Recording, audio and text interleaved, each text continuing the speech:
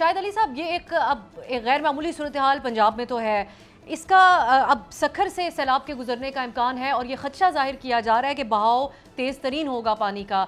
सिंध हुकूमत क्या तैयार है इस हवाले से? जी अख्तर साहिबा, सिंध हुकूमत जो है वो पहले ही अलर्ट थी, क्योंकि 4 रोज पहले जो है गुड्डू बैराज से ऊंचे दर्जे का सैलाबी रेला गुजरा है और सखर जो है 2 मरतबा दरमियाने दर्जे के सैलाब की जानिब जा चुका है। इस वक्त भी गुड्डू, सखर बैराज और कोटली बैराज पर निचले दर्जे का सैलाब है, यानी कि हम सैलाबी कैफियत में गुजर रहे हैं।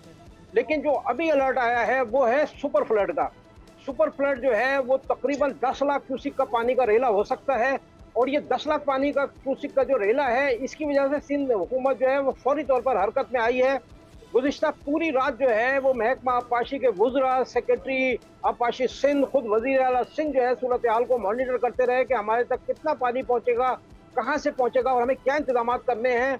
इसके बाद सूबाई वजीर जाम खान शोरो, सेक्रेटरी इरिगेशन ज़रीफ खेड़ो जो है वो फौरी तौर पर लाड़काना पहुंचे हैं, जहां उन्होंने लाड़काना और सेवन बंद का मुआयना किया है। इसी तरह अगर मैं बात करूं, गुड्डू और सखर के दरमियान जो है वो 4 से 5 हसास बंद है, जिनमें कादिरपुर लूप बंद है, नुसरत लूप बंद है, आकिल आगानी बंद है और उल्रा जागीर बंद है। इसके साथ कंदकोट बंद है, गौसपुर बंद है। कंदकोट और गौसपुर वो इलाका है जो 2010 में यहाँ टोड़ी बंद टूटा था, जिसके बाद जो है आधे से ज्यादा सिंध को जबरदस्त नुकसान पहुंचा था और अमली तौर पर सिंध जो है वो माशी एतबार से 10 से 20 साल पीछे चला गया था।